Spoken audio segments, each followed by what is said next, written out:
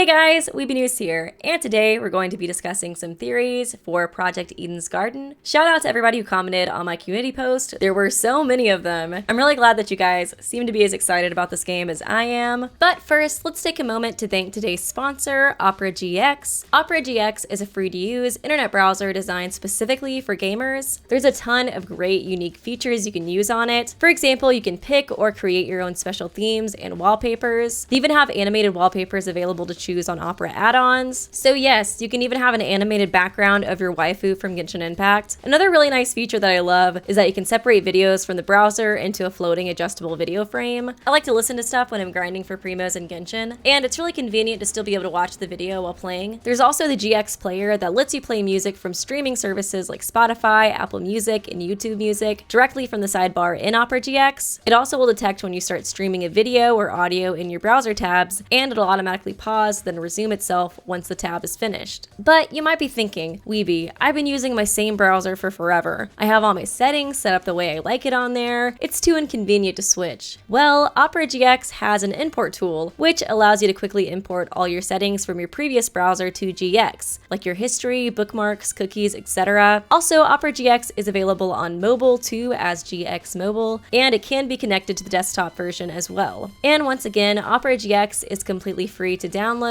and you can use either the link in the description or this QR code to learn more about it and download it for yourself. Once again, thank you to Opera GX for sponsoring this video. And yeah, without further ado, let's go ahead and get right back into these theories. So the first thing I want to talk about is this introductory trial that we have in the prologue. It centers around a character called Kara Koshikin, who was stabbed 28 times. Tozu states that she was murdered a long time ago and that her murder was perfectly recreated so that the students could investigate and solve it. A lot of people, including myself, think that this case will be important to the main story of the game and will be brought up later, likely towards the end of the game. Some clues pointing to this idea is the fact that not all of the suspicious aspects of the case were fully explained. For example, the clock above the door, the bloodstains on Kara's gun, or why the killer went so overboard with the stabbing. For the last part, they just kind of eventually settle on Wolfgang's theory that the killer was in the wrong, but they never really specify why exactly they did that. One popular theory is that this case is from a previous killing game in Project Eden's Garden's universe. I also believe that this is likely to be true. The main reason is because in the first trailer released, a line shoots across the screen stating "History repeats." The creators have already confirmed that this project will not connect to the main series titles, so the only other thing that this could mean is that in Project Eden's Garden's universe, this is not the first killing game. Another piece of evidence that supports this theory is that in a former character popularity event, Tozu hosts it and states, "I host killing games, this is my bread and butter," implying that Tozu has hosted multiple killing games in the past. I'm not really sure how seriously we should be taking quotes from events like this, but I still thought it might be interesting to keep in mind. A more specific popular theory that I've seen floating around about this case is the idea that this is a case from a previous killing game where the killer got away with murder. I personally kind of doubt that this is the case. Like, think of some of the most complicated murder crimes in the Danganronpa series, canon and fan games, and how all of those murders got solved in one way or another. It's like, is this really the case that stumps an entire class? I mean, like, unless this happened in Aroha Rampa, I really don't see that being the case, because this case seems pretty simple. Granted, we already established that we don't know all the facts about it, but based on everything we do know, it doesn't really seem to be on par with a case like Danganronpa 2's Trial 5, for example. And the fact that it was used as a tutorial for this game, I feel like just emphasizes the simplicity of the murder as well. One interesting idea to explain why this case is so seemingly important, yet so simple, was written by Dimitar Milenkov in my community post. They commented that in the prologue, Tozu mentions that the killing game won't end until there's only 2 students left. So maybe once the cast dwindles down to just 3 students left, and it's impossible to hide who the Blackened is, the rules change from being a deduction game into a survival game. The way that I see this going down is, once it gets down to 3 survivors, the group is given a timer and access to various weapons. Their goal is to not be killed, but to make sure that there's not 3 students left standing either when the timer runs out. If all 3 players are left by the end of the countdown, then everybody's executed. But as long as at least 1 player is killed, then the others are allowed to safely leave the game. So in other words, you have to kill 1 participant. You don't have to cover it up or participate in a trial, you just have to successfully murder. I feel like this scenario explains the mysterious aspects of this case the best. For example, if this murder took place during this chase part of the game, it makes more sense why Kara is roaming around the school with a giant gun. This could also explain the clock that was found in the storage room that was never addressed. The reason it's at 0 could be because it's not a clock like Damon thought, but it's instead a countdown. I feel like it could even explain why the culprit stabbed her 28 times. Like, when you think about it, this person finally made it to the end of the game, and they just have to kill one final person for this whole nightmare to end. I feel like I could see them overdoing it, firstly, just to make sure that Kara is truly dead, and secondly, as a way to take out the stress and anger and frustration that this killing game has caused them. I do think that this could be an interesting way to end the game. Like, imagine you're at the end of the game, playing as Damon, and then all of a sudden it's a survival game, and you're like running around the school trying to hide from the other participants. That would be so intense, especially if the final other characters are ones you really like too. I'd feel so bad having to decide who to target, and this could lead to multiple endings as well, since you'd be given the option as the player to choose who you want to try and kill, and of course there could be a bad ending where you're killed instead. I'm not totally sure if the creators would want to take this direction, but I think it could be a really unique addition to the Danganronpa killing game formula, and that's why I wanted to share it. Let me know what you guys think about this theory. Next up is the theory that Kara, the victim of that case, and Mara, the enforcer of the killing game, are actually the same person. I have seen a lot of people spreading this theory around, and honestly, I can see why it's so popular. The most obvious clue is that the gun found next to Kara's body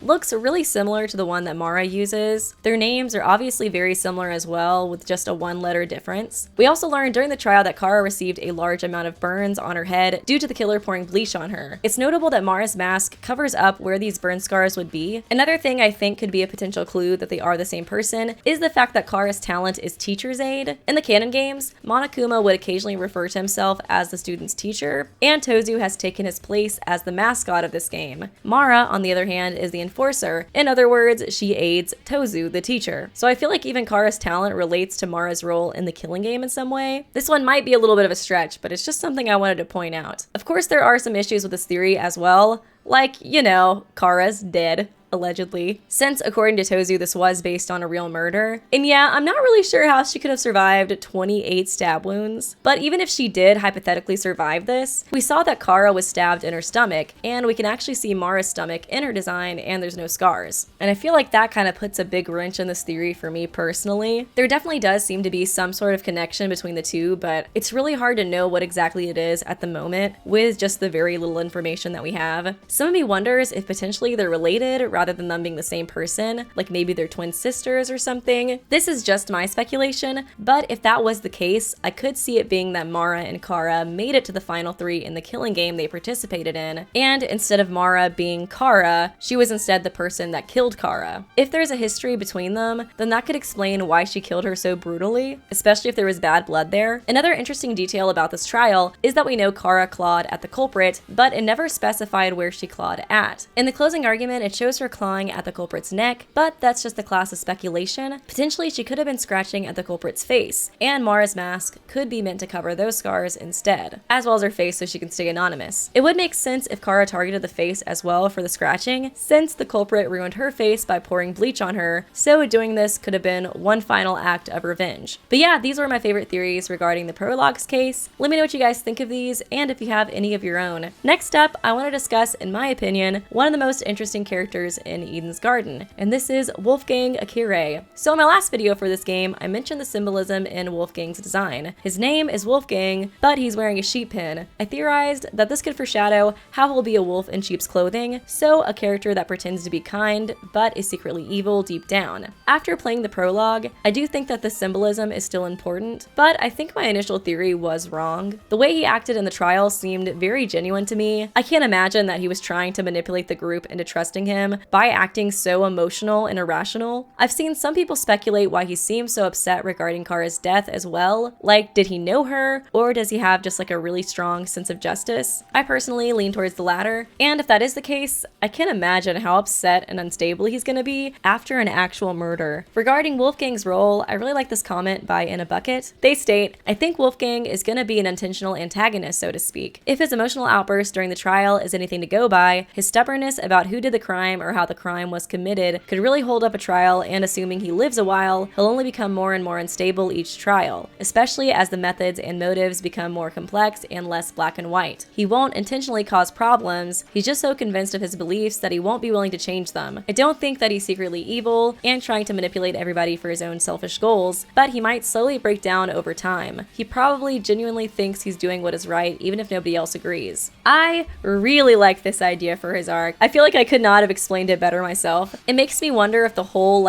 wolf in sheep's clothing symbolism is meant to represent his naive morals. I think it's notable that sheep are used to symbolize naivety and ignorance as well as purity. So I'm thinking that at first his beliefs and sense of justice will seem good and righteous, but in truth they're naive and ignorant, and they'll eventually eat you alive like a wolf. I feel like this theory complements another comment that I saw regarding Damon's role too, and this comment was written by Ocast Blowart. They state that they believe that Damon, as the snake, will continue to be the one who's hated by the group. He'll be the devil's advocate by saying things that the others don't want to hear but need to hear. Wolfgang, on the other hand, I believe will keep saying what the group wants to hear, sweet, encouraging words that ultimately mean nothing. I feel like this dynamic was already presented in the prologue itself. After the trial finished, Wolfgang encourages the group by stating that no one will kill because they're ultimates. The group begins chiming in and agreeing with his statement, but this blind faith that they were willing to put in each other made Damon sick. It's implied that Wolfgang's encouragement is actually going to be the group's undoing. Firstly, Tozu states that with every passing trial, the group will cling to life more desperately, and that mentality is what will cause more murders to happen. I feel like this line is alluding to how this toxic positivity that Wolfgang is pushing will eventually lead to more deaths. Secondly, after Wolfgang finishes his speech, Eva replies with a similar sentiment, stating that if he continues to convince everybody to trust each other, it'll only make them more vulnerable. And this is when Damon chimes in, stating how dumb it is to trust each other based on the fact that they all have talents, and then the group of course turns on him after he roasts them basically. Then Damon wonders to himself how it ended up like this, when all he wanted to do was make sure that they didn't trust each other too much. So I feel like this scene could potentially symbolize how their roles will continue in the future. Damon will say the right thing in the wrong way, and Wolfgang will say the wrong thing, but in the right way. Then after a while, towards the end of the game, I think what Ocast Blowart wrote in their comment will happen. Wolfgang's logic will either cause him to die, or he'll make a mistake so grand that it makes him appear to be just as bad as the mastermind to the group. For example, he's so headstrong during a trial that he almost makes them vote for the wrong culprit and get executed. So then after a large event like that, the group finally decides to trust Damon and follow him instead. One last more charitable theory regarding Wolfgang that I could see also being the case was written by Omaru01. They state that the wolf in sheep's clothing could be a red herring, and that it's actually meant to symbolize a sheep in wolf's clothing. Wolfgang's status and career as a lawyer demands him to be more fierce and cold, but in reality he's a sweetheart and an emotional guy. Even after the trial, Eva and Tozu both question how he's a lawyer if he can be this naive. I thought this was a pretty interesting theory regarding him as well, and could definitely be the case if the other one ends up not being correct. But let me know what you guys think about these theories. What do you think will more likely be Wolfgang's role? I'm really curious to see what you guys think. And of course, let me know if you have any theories of your own. Next, I want to talk about what could potentially be an important theme throughout the game, and this is logos versus pathos, or logic versus emotion. As we all know, in Eden's Garden, there's a pathos mechanic during the trials where you can take an alternate path in solving the case by appealing to other characters' emotions rather than using straight up logic. In the comment section of my community post, PuppetMaster64 wrote, "I have a possible theory about the final case of the game, and a theme that can be constantly explored throughout the game is logos versus pathos, the constant struggle between logic and emotion. It would be interesting to see a case in the story where logic alone can't solve the case, and Damon might have to manipulate or deduct through the use of emotion to find the true culprit. This could lead to the twist that logic is just as easily manipulated as emotions, and that emotions can hold just as much weight as logical evidence." I